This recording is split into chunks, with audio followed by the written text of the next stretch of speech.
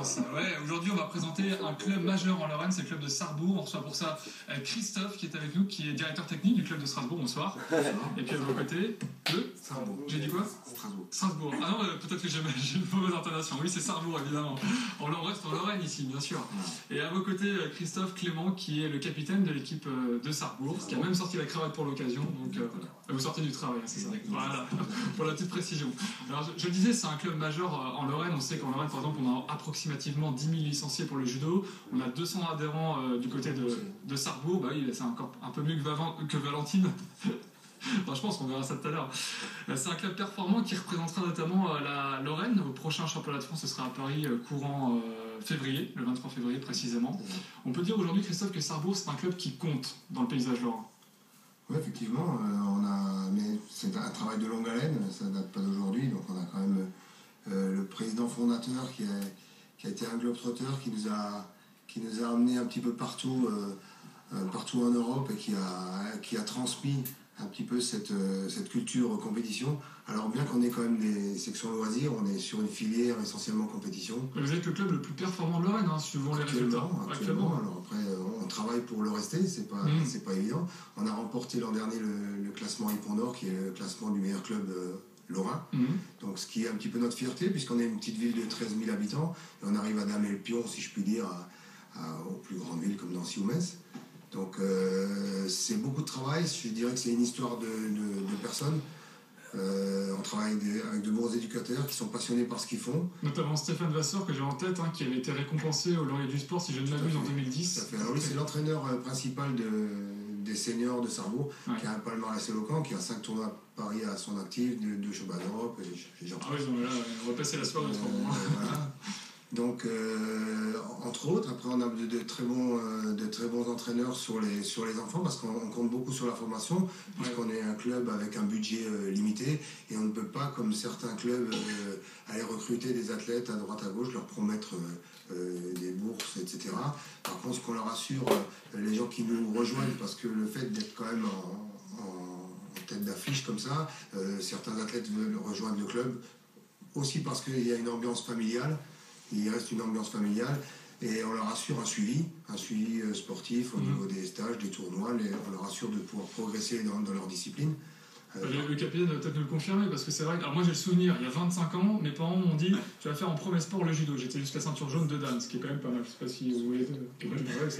C'est pas mal, je me rends un peu hommage quand même.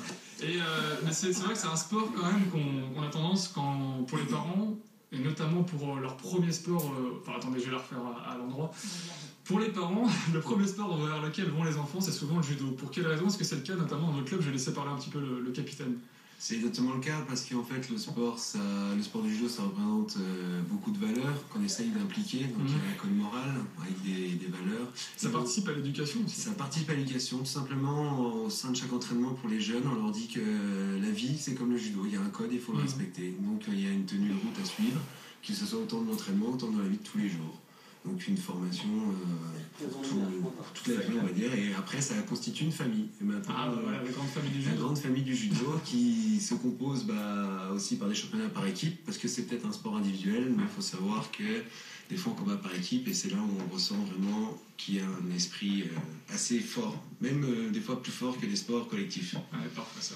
Est-ce qu'aujourd'hui le judo n'est pas en train, je dirais, de se faire un peu voler la vedette par d'autres arts martiaux comme le jiu-jitsu, le taekwondo, des choses comme ça?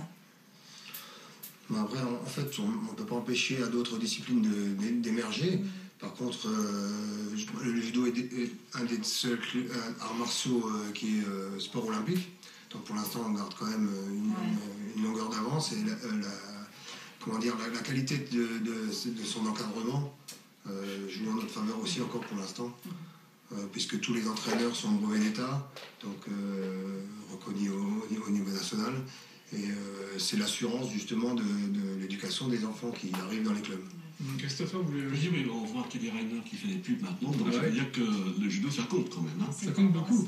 Grâce aux Jeux Olympiques notamment, et moi ce que j'apprécie particulièrement dans le judo, c'est la mentalité. Alors on va voir quelques images parce qu'il y a quelques jours, je pense que vous êtes au courant, les judokas cubaines étaient venus en stage du côté de Pont-à-Mousson, Metz notamment, et là on reconnaît l'entraîneur mythique qui est Ronaldo Vessia. Alors dans cette équipe en fait il y a une championne olympique qui s'appelle Idalis Ortiz qui est championne chez les poids lourds, et puis également une médaillée d'argent, donc quand même, et c'est la simplicité qui m'a vraiment marqué. Par exemple, la médaille d'or, quand j'ai demandé à Idalis de me la montrer, elle l'a sortie de sa poche comme un téléphone portable. Donc c'est assez surprenant quand même quand on regarde ça pour la première fois. Vous avez suivi les Jeux Olympiques. Est-ce que voilà, au JO, on a vraiment les vraies valeurs du judo qui sont vraiment représentées?